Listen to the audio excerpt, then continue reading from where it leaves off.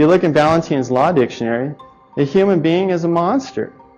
Let's take a look at what monster says. A monster is a human being by birth, but in some part resembling a lower animal.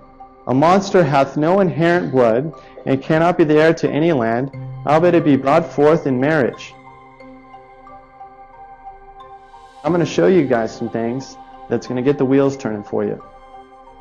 These entities or institutions or systems are the primary method or modality by which your sweat equity is extracted out of you on a consistent basis. Money is always flowing up. It's being extracted out of your bodies, out of your sweat equity, out of your labor. So the whole thing is based about one thing: commerce.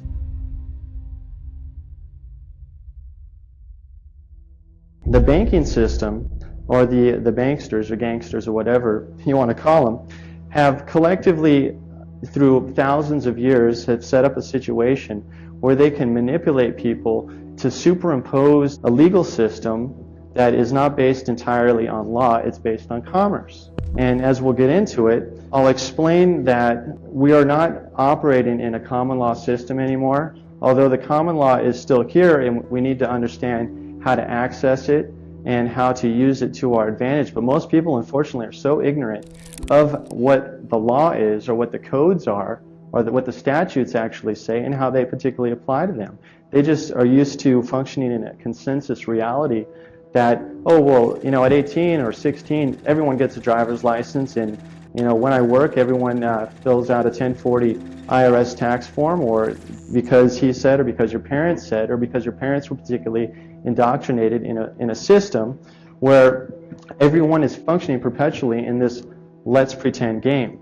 The whole system is set up about one thing: money. Because the banks, through their politicians and legislational system, they set up a body of laws to further extract money, or set up a system that money is always flowing up. It's being extracted out of your bodies, out of your sweat equity, out of your labor. So the whole thing is based about one thing: commerce.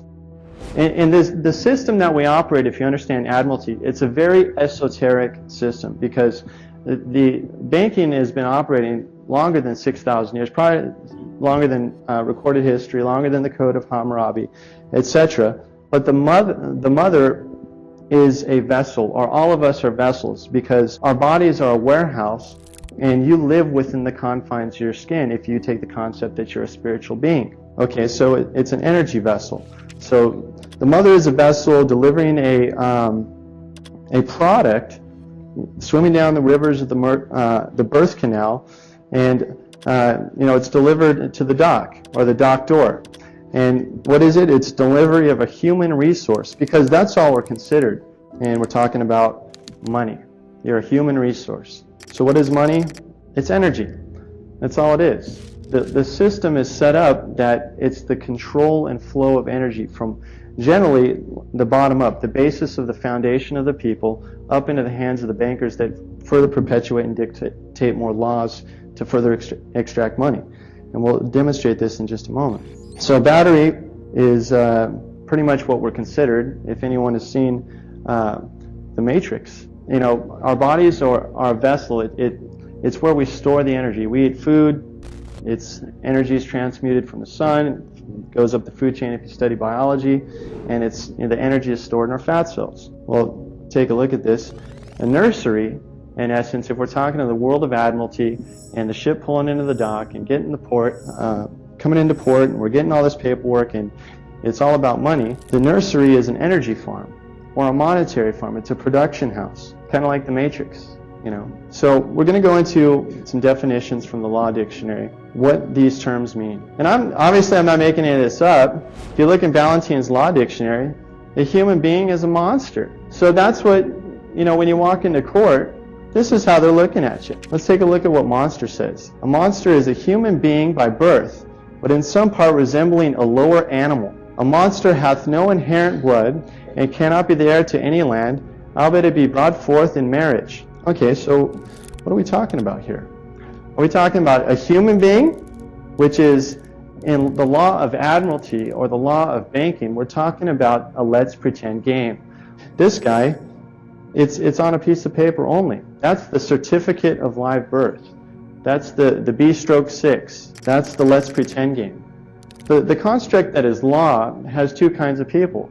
You know, in fact, a spiritual being you won't find a spiritual being in a law dictionary, but you'll find the definition of a person.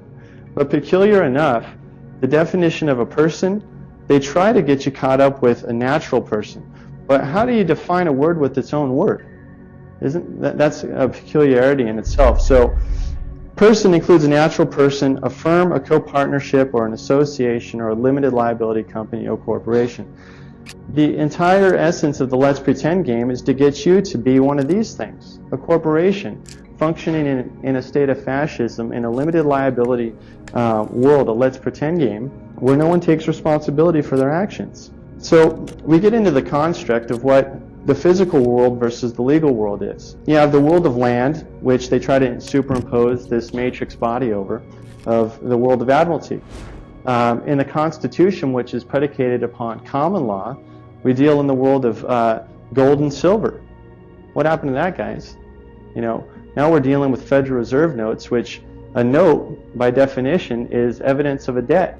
And anyone heard of national debt? Or how about income tax?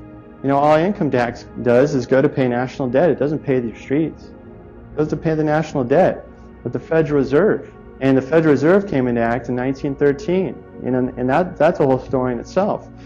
And the taxes that are generated as a result of using Federal Reserve notes, who collects that? The IRS. When were they started? The same year as the Federal Reserve, 1913. But guess where the IRS is based out of, guys? Puerto Rico. It's not even an agency of the United States government. You know, that's a whole story in itself. So all money in society nowadays is generated as a result of your potential and what you put into the system. Because Federal Reserve notes, they have no value whatsoever. They're backed entirely on the full faith and credit of the U.S. population. So without you backing these things up, they have no value at all. So in order for you to use this money in society, you have to get up and work every day and put something into the system. And what you reap, you'll sow. The system cannot perpetuate itself without you. So what is the vehicle that is the courthouse? These entities or institutions or systems are the primary method or modality, or one of the primary methods or modalities by which your sweat equity is extracted out of you on a consistent basis. Traffic tickets and parking tickets are the #1 generators of indirect taxation or revenue in the state of California. Period. If you look at the numbers, you will be appalled. So, check this out. You have a courthouse, Masonic Lodge. Looks kind of similar, right? Courthouse, Masonic Lodge. You have a courthouse, and you have a Masonic Lodge. Okay, you have a judge, and you have his gavel, right? What is this? A Masonic gavel. So what I'm trying to say, and I'm not going to get into a big Masonic presentation here, I'm just setting you up or to inspire you all to do a little investigation as to what the system that we're operating under today is founded upon. Who were the founders? Who were the founding fathers really? Were they a great bunch of guys, as we were told in our history classes? Or was there a greater plan? Was there a grand dynamic? The great work? What were they aiming to achieve?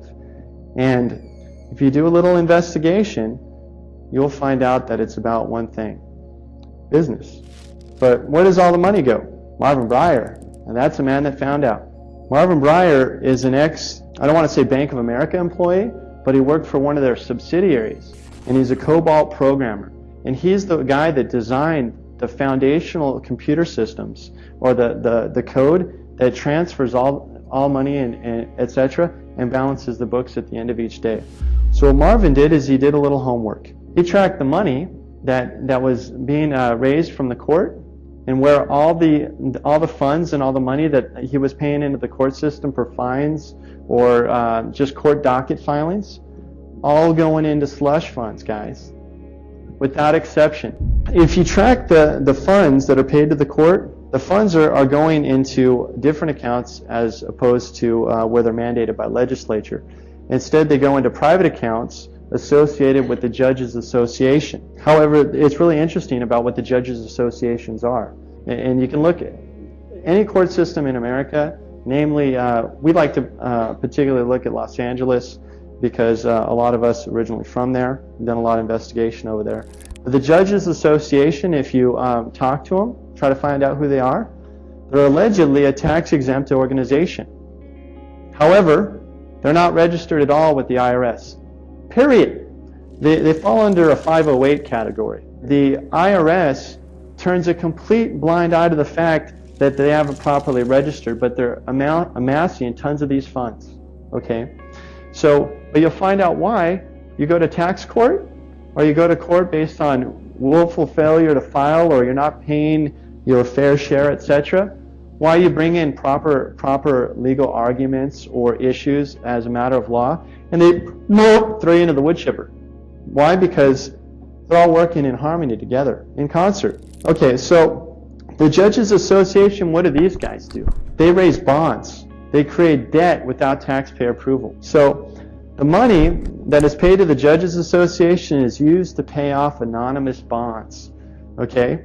The anonymous bonds are issued through Merrill Lynch and other associations. And we have paperwork that demonstrates this.